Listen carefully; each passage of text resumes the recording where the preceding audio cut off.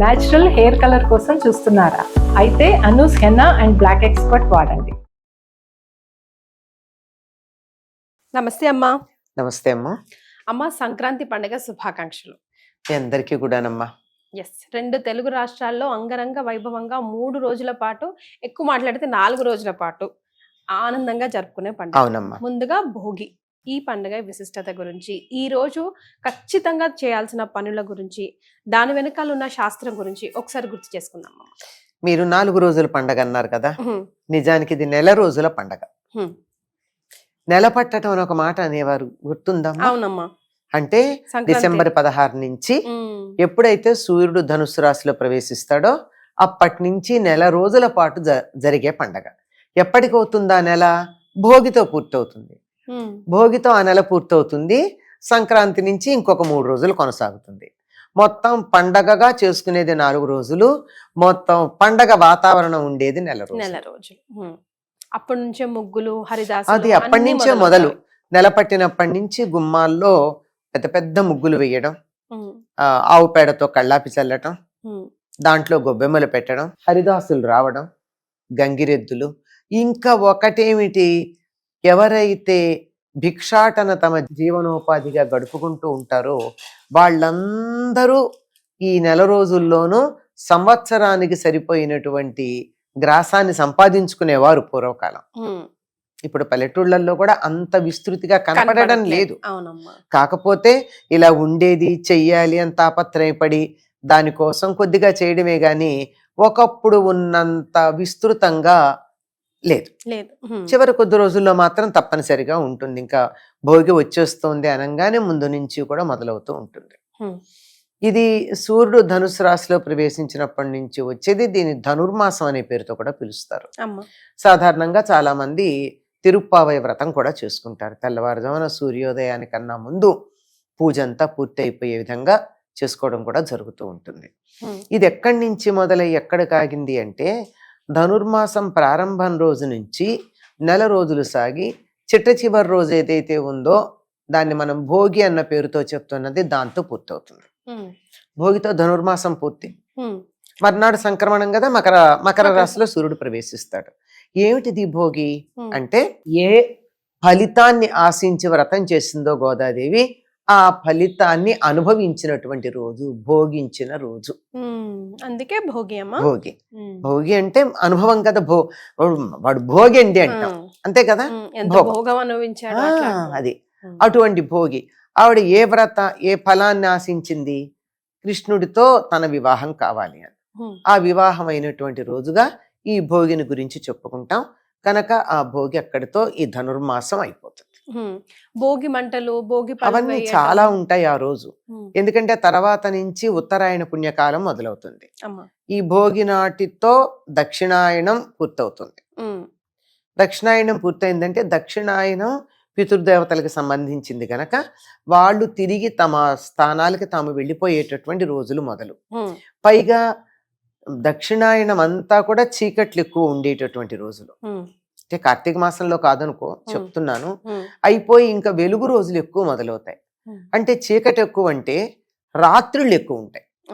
రాత్రి ఎక్కువ ఉండి పగళ్ళు తక్కువ ఉండే కాలం దక్షిణాయనం. పగళ్ళు ఎక్కువ ఉండి రాత్రులు తక్కువ ఉండేటటువంటి కాలం ఉత్తరాయణం.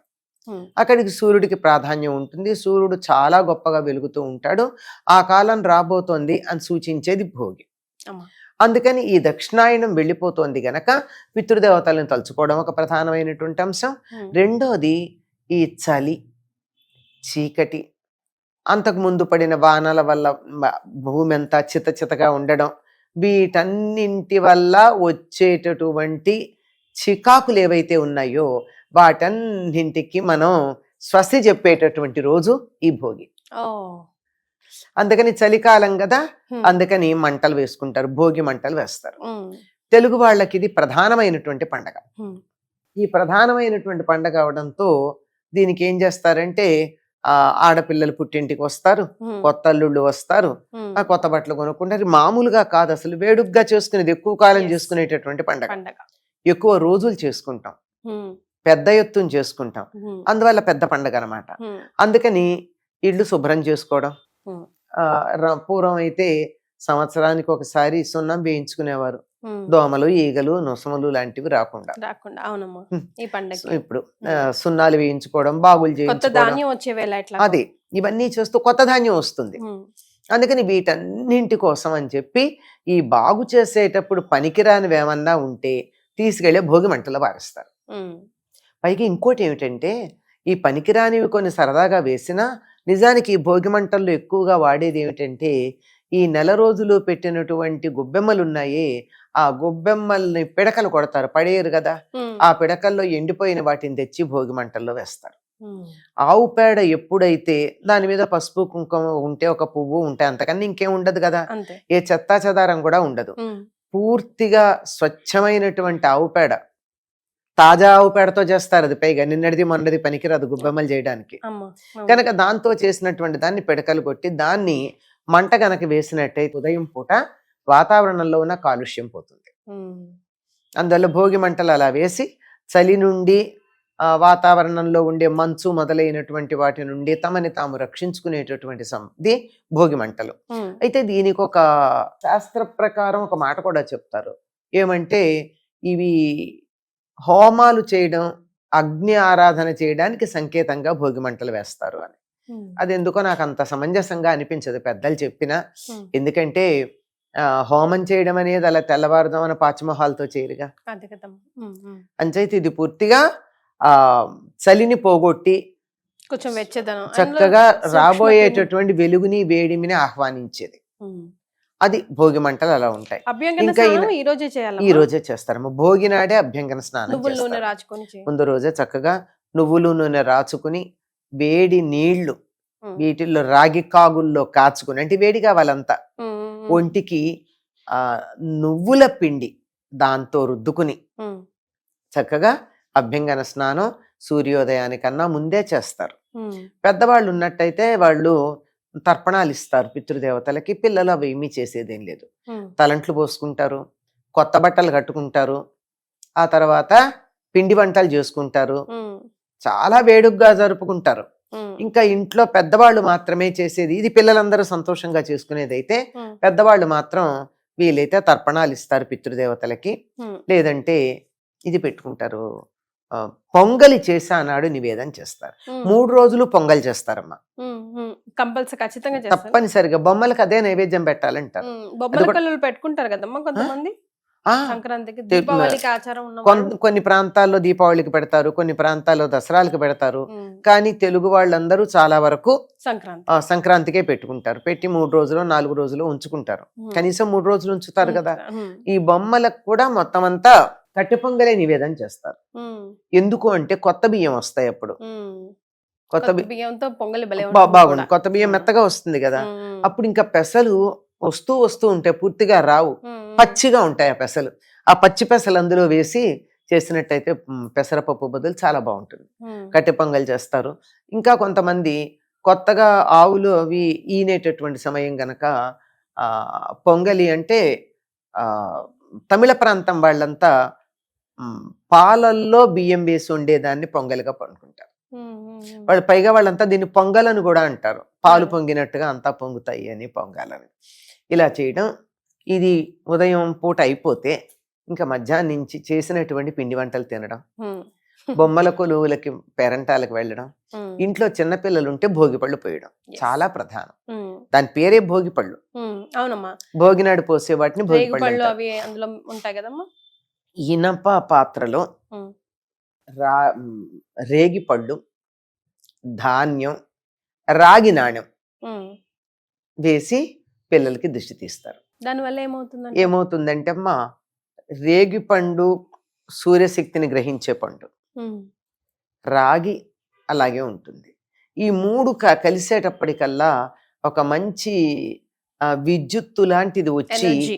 అది పిల్లల చుట్టూతా గనక ఇలా గనక తిప్పినట్టయితే వాళ్ళ ఆరా అని చెప్తాం ఏదైతే ఉందో క్లెన్స్ అవుతుంది. అది క్లెన్స్ అవుతుంది. ఒక ఏడాది పాటు దృష్టి దోషం ఉండదంటారు. ఉమ్. అందుకే తీసి పడేసినటువంటి వాటిని తినద్దంటారు. మనం ఈ రోజుల్లో ప్లాస్టిక్ డబ్బాలో పోసి ఉమ్. నికెల్ కాయిన్స్ వేసి తీస్తున్నాం. ప్రయోజనం ఏం ఏం లేదు. లేదు అదే. రేగి పళ్ళు ఉండాలి, ఇనప పాత్ర ఉండాలి, ఉమ్. దాంట్లో రాగి వస్తువు ఒకటి ఉండాలి, రాగి నాణ్యం. అలా రాగికే తీస్తే ఉందా దానికి విలువ? వాల్యూ కదా, ఆ? అలా తీస్తే దానికి వాల్యూ. అది లేకపోతే సరదాకి చేసుకుంటేనే. మరి అనేక రకాల వేడుకల్లో ఇదొక వేడుక అవుతుంది తప్ప దానివల్ల పూర్తి ప్రయోజనం ఉంటుందని చెప్పలేం. yes. అది రేగిపళ్ళు వీటితో తీసి భోగిపళ్ళు పోస్తారు. అసలు చివరికి చిన్నపిల్లలకి ఒకప్పుడు ఎలా అలవాటు అయిందంటే రేక్కాయలను చూసుకోవడం ఇది భోగిపళ్ళు అనేవాళ్ళు. అంటే భోగిపళ్ళల్లో వాడతారు కదా, ఈ వాళ్ళకేమో ఆ దుష్టి తీసింది వాళ్ళు తినకూడదాయే. మరి అంతకు ముందు మనం జాగ్రత్తగా పెట్టి అవి తీసుకోండి ఇవి తినకూడదని చెప్పాల్సి వచ్చేది. పేరెంటాలకు కూడా బాగా వెళ్తూ వెళ్తూ ఉంటారు. ఉంటారు. సో భోగి పళ్ళు, స్నానాలు, అభ్యంగన స్నానాలు, అభ్యంగన స్నానం, నువ్వుల భోగి నూనె బట్టలు. రాచుకుని అభ్యంగన స్నానం, కొత్త బట్టలు, పిండి వంటలు. పిండి వంటల్లో కూడా కొత్త బియ్యం, కొత్త నువ్వులు వస్తాయి, నువ్వులు, కొత్త బెల్లం వాడతారు కదా ఆ? ఈ 3 రోజులు కూడా. అది వాడతారు. ఈ కొత్త బెల్లం వీటితో కలిపి అరిసెలు ప్రధానంగా చేస్తారు. నువ్వులుండలు, ఇంకా- అరిసెలు, అది నువ్వులుండలు, అరిసెలు, తీపి పదార్థాలు. ఇక్కడ సకినాలు అంటారు. అది కూడా ఒట్టి బియ్య పిండి, ఇంకేం ఉండదు. అవి కొత్త బియ్యంతో అయితేనే వస్తాయి, పాత బియ్యంతో రావు సకినాలు అంత అందంగా. అదొక వేడుక. ఈ రోజు మా ఇంట్లో చేస్తున్నామంటే ఊళ్ళో వాళ్ళంతా మా ఇంటికి వస్తారు, అందరు అక్కడ కూర్చొని చేయడం. రేపు ఇంకోళ్ళ ఇంట్లో అట్లా నెలంతా సకినాలు చేస్తూనే ఉంటారు. చాలా విశేషంగా ఉంటుంది. టైం కి టైం పాస్, Hmm. హెల్త్ కి హెల్త్, అండ్ అందరూ కలుసుకునే ఒక అందరూ వేడుక. కలిసేటటువంటి దేశ విదేశాల్లో ఉన్న చెయ్య- వాళ్ళు కూడా కదమ్మా, వస్తారు. చెయ్యడంలో కలిసి ఉండడమే కాదు, పేరెంటాలు, పంచుకోవడాలు, మరి వీటన్నిటిలో కూడా వేడుకుంటారు. yes. చాలా సంతోషం అమ్మా, ధన్యవాదాలు.